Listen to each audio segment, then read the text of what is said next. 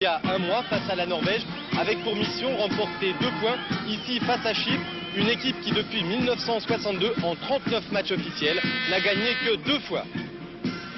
Une équipe chypriote qui s'était surtout inclinée 7-0 lors du dernier déplacement de l'équipe de France, c'était à Limassol en 1980. Bien sûr, les joueurs ont changé côté français, mais de là à imaginer un résultat défavorable à notre équipe, il y a un pas que pratiquement personne n'avait osé franchir avant le match. D'autant qu'en début de rencontre, les Français qui jouent ici en blanc affichent de belles intentions, monopolisent le plus souvent le ballon et parviennent même à se montrer dangereux, ici par Gérald Passy qu'on crée in extremis. Nous sommes à la 10e minute, puis quelques minutes plus tard, sur une action bien construite avec au départ Sonore, Sauzé, puis à nouveau Sonore et finalement Papin qui échoue sur le gardien chypriote. À ce moment-là, on ne le voit pas, mais il y a déjà quelque chose qui cloche. Je crois avant tout qu'on n'a pas tenu les consignes qu'on s'était dit en début de match, c'est-à-dire faire un pressing constant au moins pendant la première demi-heure.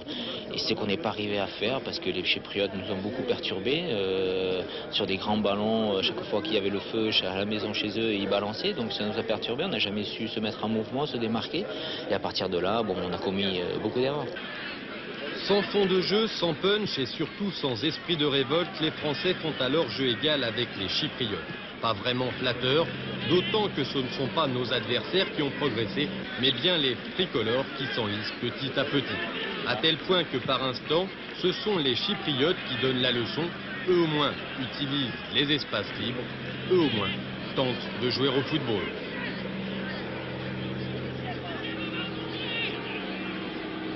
Au départ, dans l'intention pour la conquête du ballon, là aussi on était assez bien. Je crois surtout que c'est dans l'utilisation, dans la maîtrise technique où on a été catastrophique. Et à partir du moment où on n'enchaîne pas de passes d'affilée, il est difficile de développer le jeu. Et c'est vrai qu'au fil des minutes, tout s'étiole.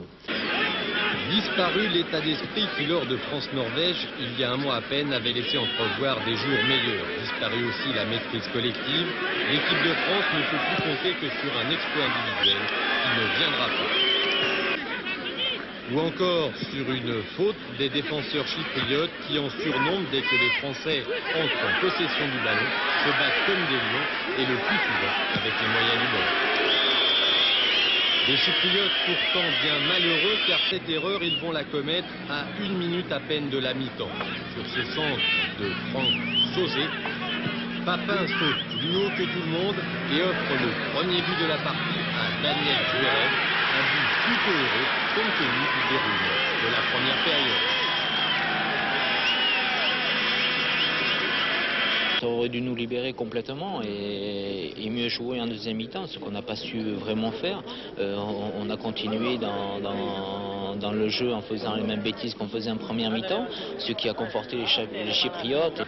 Et oui, loin de se libérer, les Français vont continuer à balbutier leur football. Personne n'est exempt de reproches, à part peut-être Franck Sauzé, le seul à avoir tenté quelque chose. Car pour le reste, imaginez qu'il faudra attendre plus d'1 heure pour voir la seule véritable action collective. Partie de Boli, ouverture de Passy dans le dos des défenseurs pour Marcel Dib, qui tire sur le gardien chypriote. C'est bien fait, mais c'est aussi bien maigre, car cette action est la seule où les Français ont trouvé une solution collective au problème posé par les Chypriotes. Les Chypriotes qui, toujours aussi regroupés en défense, s'opposent sans trop de mal aux timides tentatives françaises. Il n'y a pas eu beaucoup d'occasions de but dans ce match pour l'équipe de France. On a l'impression que vous n'avez pas osé assez. On n'a pas osé, il faut dire qu'il y avait une équipe en face qui en voulait énormément et bon, ils nous ont posé pas mal de problèmes, mais on n'a pas su les résoudre. C'est tant pis pour nous. C'est dur de sentir qu'on piétine, qu'on n'arrive pas à imposer le football. Oui, surtout contre une équipe de Chypre qui est censée être moins bonne que la nôtre. Et finalement, on se rend compte qu'en faisant un mauvais match, on peut passer à côté et perdre des points. Et oui, entre une mauvaise équipe de France et une formation chypriote appliquée, il n'y a que très peu d'écart. Si bien qu'en deuxième période, la confiance aidant, les joueurs au maillot bleu s'installent tranquillement dans notre camp. Sans vraiment se montrer dangereux, en tout cas suffisamment pour obtenir un pénalty à la 78e minute pour cette faute de Bravo sur Tantilos, un pénalty sévère selon le principal intéressé. On voulait essayer d'en mettre un second et malheureusement c'est pas arrivé. Ils ont égalisé, je crois, sur un pénalty qui n'y est pas, car le joueur s'est appuyé sur moi puis il s'est laissé tomber. Malheureusement l'arbitre s'est laissé avoir. Faute d'arbitrage ou pas, Mia Miliotis, le numéro 2, ne se pose pas de questions. Il trompe Bats à la grande joie de tout un peuple.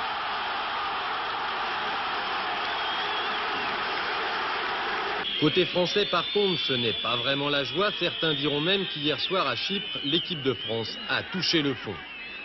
Sans être indulgent, disons simplement qu'elle est totalement passée à côté du match, tout comme l'Italie et la Tchécoslovaquie l'avaient fait ici même avant elle. Il n'y a qu'à regarder la tête des joueurs français en fin de match pour s'apercevoir que ce résultat nul, eux aussi le vivent comme une catastrophe. À l'inverse des Chypriotes, qui n'auraient pas été plus heureux s'ils avaient gagné la Coupe du Monde.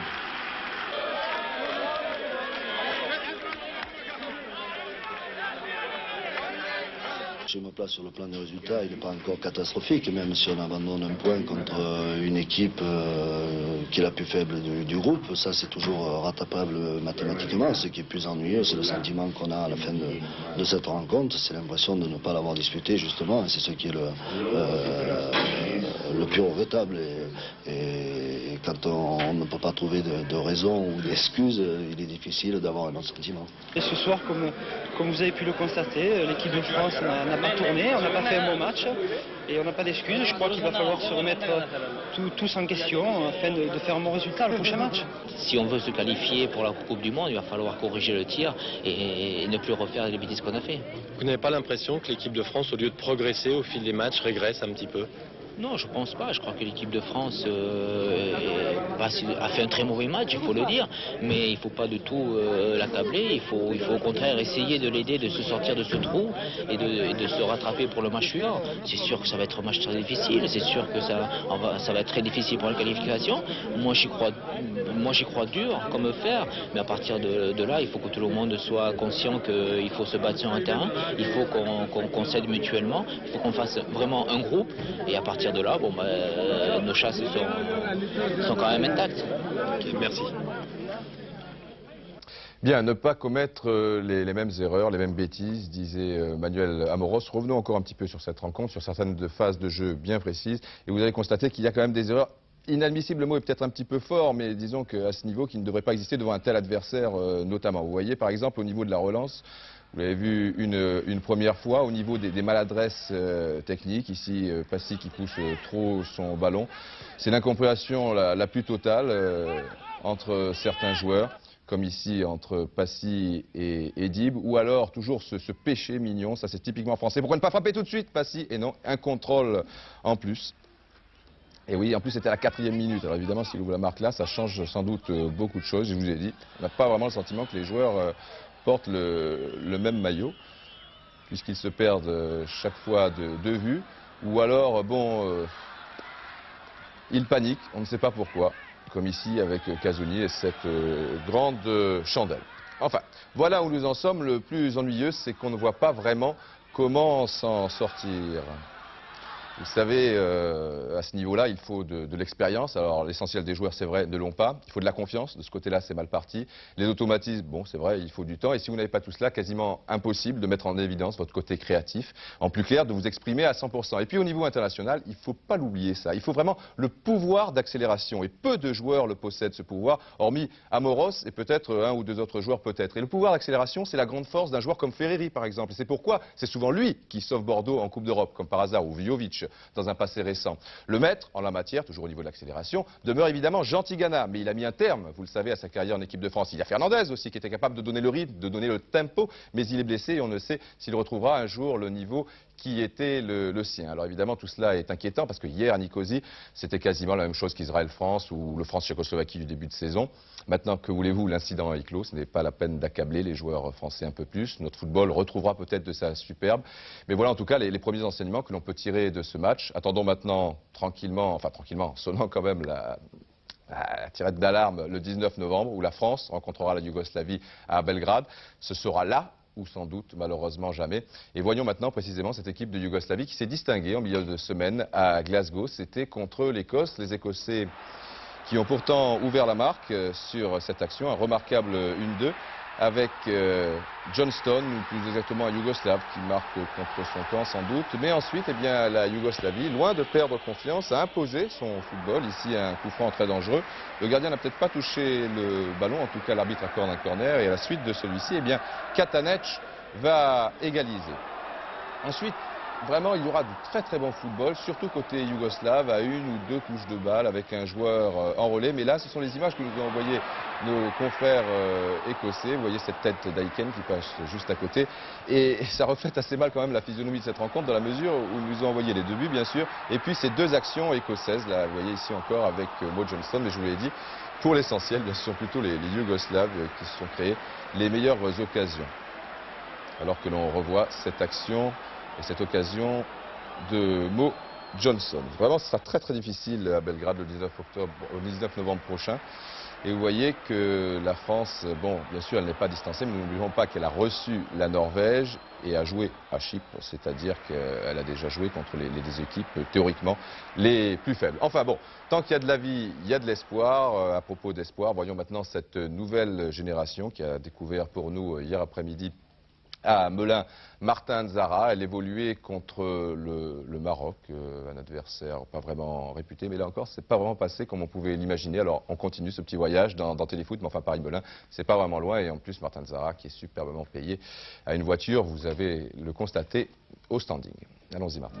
Voyage, voyage, vol dans les hauteurs. Marc Bourrier, si je vous dis transition. Transition, oui, puisque c'est 2 équipes, l'une qui termine une campagne de 2 ans et l'autre qui débute. Et si je vous dis comparaison? C'est plus difficile parce qu'il faudrait arriver à comparer l'équipe qui termine il y a 2 ans et demi par rapport à celle qui débute cette année. Et celle-ci est handicapée par les performances de l'autre, tout de même. Handicapé non, je pense qu'il ne faut pas le voir dans ce sens-là, je crois qu'il faut surtout le voir comme un exemple. Un exemple pas vraiment suivi au niveau de la rigueur défensive. 9e minute, coup franc de Rairi, repoussé par le mur, et grosse bévue de Desailly qui lobe son gardien. Rairi a bien suivi, inscrit le premier but de la rencontre. Abderzak Rairi, le héros marocain du mondial mexicain, c'est lui qui avait marqué 2 buts face aux Portugais. 2 minutes plus tard, égalisation française. Au départ, une longue ouverture de Deschamps. Une balle en retrait de Dogon, le capitaine français, pour Prunier. Une tête de Desailly, une demi-volée de Divers. L'avant-centre canet inscrit là son premier but sous le maillot de l'équipe de France pour sa première sélection. Beaucoup d'occasions françaises par la suite, mais pas de chance. Ainsi, cette reprise de Zitelli passe juste à côté. Ça nous apprendra à faire attention dès le départ, parce qu'on a pris un but bête quand même, je pense. Et on s'est bien rattrapé juste après. Alors, on vous a connu heureux contre la Norvège avec 2 buts, heureux aussi avec l'autre équipe de France Espoir en finale, mais là, un peu plus malheureux devant les buts. Je pense, aujourd'hui, j'ai pas eu beaucoup de réussite, et puis j'étais souvent maladroit quand même. Maladroite, cette jeune équipe de France l'a également été. Les Marocains, c'est vrai, n'ont pas aligné une véritable équipe espoir. Rairi, mais aussi Lamris ou Tijani font partie de la grande équipe marocaine. Et au total, ce sont 8 joueurs qui ont déjà évolué en sélection nationale. L'objectif de Marc Bourrier, c'est de reformer un nouveau groupe semblable à celui qui a été champion d'Europe il y a 10 jours. Il est encore un peu tôt pour dire s'il y parviendra, mais cette équipe a laissé entrevoir de belles possibilités, notamment au plan collectif. Mais il convient, c'est le souhait de tous ces joueurs, d'éviter toute comparaison. Il faudra jouer et pas faire trop de comparaisons parce que les joueurs ne sont pas les mêmes d'abord. Et après, les équipes qu'on va rencontrer ne seront pas les mêmes aussi. En effet, le Maroc n'était qu'un match de préparation. L'objectif à court terme, c'est la Yougoslavie. Dans moins d'1 mois, il faudra se montrer plus réaliste et surtout plus constant. Car la qualité est là. Il y a 2 ans et demi, qui connaissait Sauzé, l'Iran Sylvestre. Les espoirs d'aujourd'hui soutiennent la comparaison.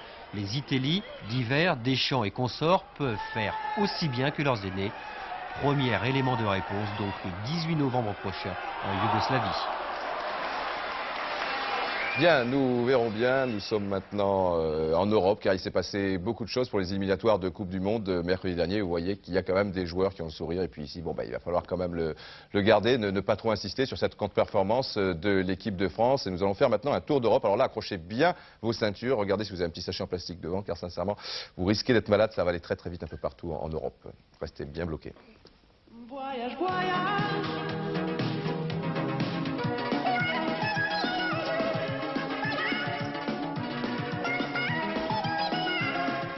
Ben oui, alors première étape en Grèce avec la rencontre Grèce-Danemark, et déjà un Danois ici qui touche le petit filet, mais dans l'ensemble il faut reconnaître que cette équipe grecque, alors que la rencontre, je vous le signale, compte pour le groupe 1 de la zone européenne, cette équipe grecque donc a fait l'essentiel du jeu et s'est créé un certain nombre d'occasions, comme ici où ce n'est pas passé bien loin. Il y a beaucoup de monde dans les tribunes et finalement à la suite de ce corner, juste avant la mi-temps, eh bien les Grecs vont trouver l'ouverture. Le numéro 11 danois, c'est Kennis Brill. On va le retrouver avec Monaco contre le FC Bruges. Et c'est lui qui saute un petit peu moins haut que Mitropoulos, qui est dans un état second. Vous voyez, c'est vraiment Mitropoulos. D'ailleurs, c'est marqué. Ça commence par un M. Nous allons revoir tout cela au ralenti. Cela nous permet de remarquer que Heinze, qui est sur la ligne, va sauter un peu à contre-temps. Et en plus, il n'est pas bien grand. Donc, il n'avait aucune chance. Et la détente de Mitropoulos était superbe. Et puis nous nous retrouvons maintenant en deuxième période avec les Danois qui tentent un petit peu le tout pour le tout. Et la 55e minute, regardez Helt comme c'est bien joué alors que la défense était bien remontée pour jouer le hors-jeu. Il est parti tout seul et il donne un caviar comme l'on dit à Poulsen. Un but partout, ce n'est pas lui qui a marqué la CNZ. Et voici Poulsen. Et c'est vrai que c'est la tactique à adopter lorsqu'une équipe remonte comme cela. Mais elle a mal joué le coup car il faut quand même qu'il y en ait 2 ou 3 qui montent mais sur le porteur du ballon et là ils étaient en retard. Helt a de la chance de ne pas se faire casser car ça aussi c'est assez courant quand on trouve l'ouverture de la sorte. Et puis donc Poulsen qui pousse son ballon et la Grèce, il reste quand même 35 minutes à cet instant de la partie, qui va se créer certaines occasions. Ici il y a une main d'Heinze, elle est indiscutable, on la siffle ou on la siffle pas, mais en tout cas si on la siffle, elle n'est sans doute pas en dehors de la surface de réparation. Et comme va vous le montrer le réalisateur grec, confrère de Solange Peter, eh bien oui,